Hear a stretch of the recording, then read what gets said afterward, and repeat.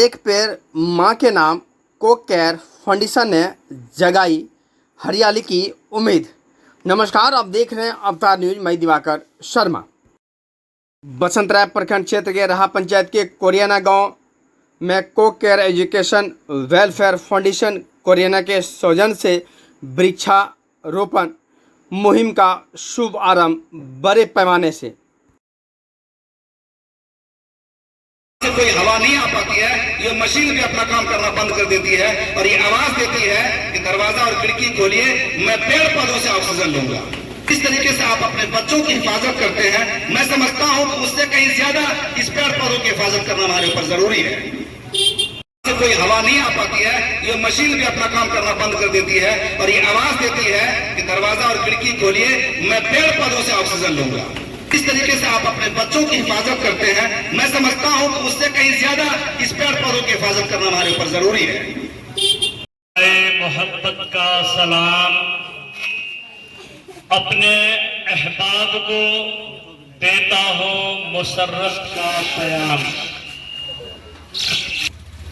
कोरियाना की जानिब से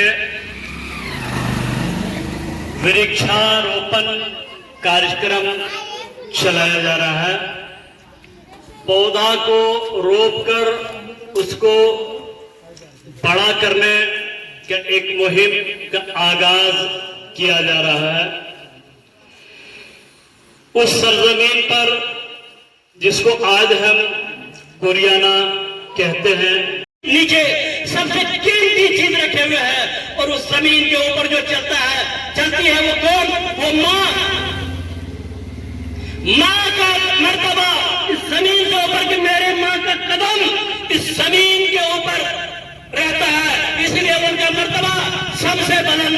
और उसके बाद अगर इन वृक्षों में ये हम देखें, ये जो पौधे हम लगाने के लिए जाएंगे, इस पौधे का कदम भी जमीन के ऊपर होगा, इनका जड़ जमीन पर होगा। लेकिन लहराते हुए जमीन के ऊपर ये बता रहा है कि ऐ जमीन, अगर तुम्हारे नीचे यूरेनियम है, ऐ जमीन अगर तुम्हारे नीचे सोना चांदी हीरे और जवाहरात है, तो है इनके रखवाले हम हैं।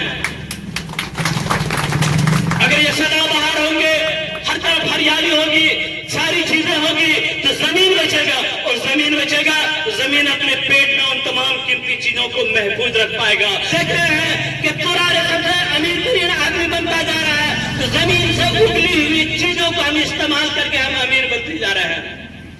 इसलिए माँ के समान ये हमारे पेड़ हैं। पेड़ की अगर हम रक्षा करेंगे, करना है कि अगर हम माँ से मोहब्बत करते हैं तो एक पेड़ से मोहब्बत करना पड़ेगा।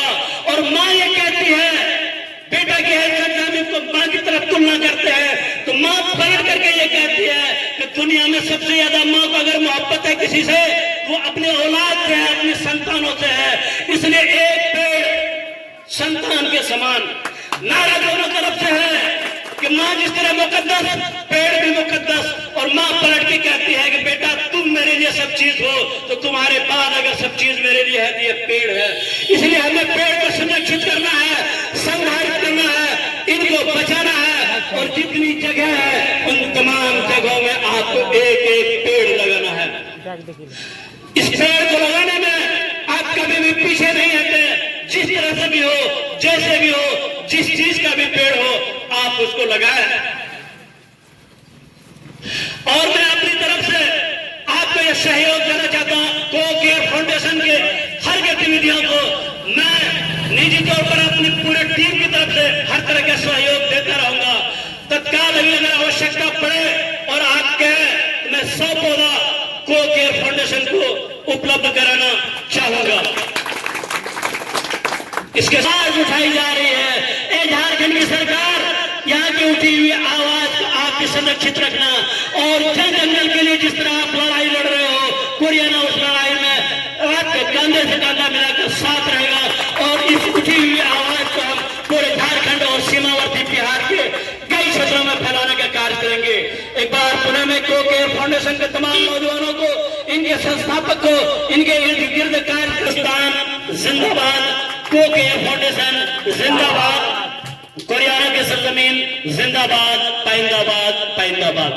पहले कोरोना काल था, कोरोना काल में आप देख रहे थे कि आपको बचने के लिए नापना पड़ेगा ऑक्सीमीटर से आपके बदन का ऑक्सीजन लेवल क्या है। आपको जैसे ही पता चलता था कि ऑक्सीजन लेवल मेरा 100 से नीचे हो रहा है, 70 के करीब है, तो सबसे पहले डॉक्टर जो सलाह देते थे कि कोई अनाज बाद में करना, उसको उठा करके वहां रखना जहां पेड़ और पौधे हैं।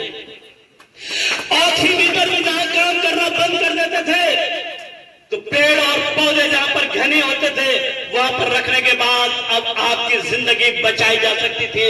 इसलिए कि भारत सरकार ने और पूरी दुनिया की सरकार ने कहा था ये कृत्रिम ऑक्सीजन बहुत महंगी है और एक बार जो आप सांस लेंगे उसके बाद जो छोड़ेंगे इतनी कीमत है आप उसको अदा नहीं कर पाएंगे। पेड़ जो मुफ्त में हमें ऑक्सीजन दे रही है, तो इससे हमें एक चीज ये भी सीखने के लिए मिलता है कि अल्लाह रब्बुल इज्जत ने, ईश्वर ने मुफ्त में हमें जो ऑक्सीजन दिया है, एक बार हम सांस लेते हैं ऊपर की तरफ, दूसरी तरफ जो छोड़ते हैं, उसके बाद जो सांस लेते हैं, काल से पहले हमें मालूम नहीं हो पाता था, लगता था कि ऑक्सीजन हमें यूं ही मिल रहा है। लेकिन जब कोरोना काल में हम बीमार हुए तो ऑक्सीजन की अहमियत समझ में आई और ऑक्सीजन को मुफ्त में सबसे ज्यादा पूर्ति करने वाला अगर कोई चीज है ये पेड़ है। ये पेड़ और पौधा को अगर हम सुरक्षित, संवर्धित और संरक्षित रखेंगे तो निश्चित रूप से हम लाखों रुपया अपने सेहत के एतबार से बचा पाएंगे। एक छोटी सी मिसाल मैं देना चाहता हूं कि भारत सरकार के एक एम्प्लॉई बीमार हुए गोड्डा की सरजमीन पर, वहां के बेहतर हॉस्पिटल ने कहा कि मेरे पास इनका कोई इलाज नहीं है, अब आप जाएं बड़े हॉस्पिटल में। उन्होंने कहा कि हॉस्पिटल अगर हम जाएंगे तो प्रॉपर चैनल से मेरा इलाज नहीं होगा, पहले कोरोना का टेस्ट होगा। आपके वादे थे वो ये पेड़ पौधा आपको ऑक्सीजन देकर आपके जिंदगी को बचा रहा है। तो वक्त की कमी है, काफी धूप है, तो मैं ये बताना चाहता हूं कि मां मेरे लिए मुकद्दस, इसलिए उसके कदम के नीचे जन्नत और पेड़ के जड़ के नीचे भी जमीन है और वो जन्नत के मानंद है। जन्नत की बाहर है जो हवाएं हैं, उस तरह से आप एहसास कर सकते हैं जिस तरह से आप अच्छे माहौल में बहुत घने जंगलों से आती हुई हवा को एहसास कर सकते हैं। इनके एक पत्ते अगर आपके जमीन पर गिरता है तो वो बेहतरीन कंपोस्ट खाद है और बदले में वो आपको कई गुना ज्यादा अनाज उपज देता है। वो अनाज जिसको आप पेट भर सकते हैं और जिंदगी बचा सकते हैं। सांस लेकर यह आपको ऑक्सीजन देता है, अपने पौधों से अपने पत्ते पत्तियों और एक्स्ट्रा चीज को गिराकर जमीन को जरखेज बनाती है, फल देकर आपके जिस्म को मजबूत और तवाना करता है। इसलिए हमें इन लोगों ने काम करने का काम किया और जीता जागता सबूत आपका ये हरा भरा पेड़ जो देख रहे हैं, पर्यावरण को बनाने में ये इसका अहम रोल है। इसका मुख्य उद्देश्य पेड़ लगाने का सिर्फ फल खाना नहीं, बल्कि आपका ये जो देख रहे हैं कल कारखाने से निकलने वाला विषैला धुआं या फिर इतना वाहन का प्रदूषण, इस सबको पेड़ पौधा अपने अंदर अवशोषित करके शुद्ध हवा ऑक्सीजन के रूप में निकालते हैं और गंदा हवा कार्बन डाइऑक्साइड ये अपना ग्रहण करती है, जिससे हमारा स्वास्थ्य बना रहेगा। हर इंसान को चाहिए कि पेड़ पौधा अपने हर एक सदस्य के नाम एक पेड़ लगाए और जिससे रिजल्ट आने वाला समय में अच्छा मिलेगा, जिससे हम बीमार नहीं पड़ेंगे, वातावरण मेरा शुद्ध रहेगा। इस फाउंडेशन का और कई एक उद्देश्य जो मैंने बताया, उसमें मुख्य उद्देश्य समाज को जागरूक करना है, शिक्षा के प्रति जागरूक, बार बार यहाँ से आवाज उठता है और लोगों तक पहुँचाया जाता है। आपने देखा होगा कि कई बार मीटिंग में बात भी हुई कि जो गरीब असहाय व्यक्ति है, उनके बच्चे अगर पढ़ने में रुचि नहीं रख रहे हैं तो हम लोग उसको कई एक माध्यम से प्रेरित करने का काम करेंगे कि कुछ अमाउंट हम लोग उसमें शेयर करेंगे और कुछ घर वाला भी करेंगे, जो कि उसके पढ़ाई में आसानी हो, ट्यूशन फीस कम हो और उसको हम जागरूक करें। तो इस तरह से मैं ज़्यादा वक्त नहीं। इन्हीं खबरों के साथ बने रहें, देखते रहें अवतार न्यूज़। लाइक करें, सब्सक्राइब करें, शेयर करें।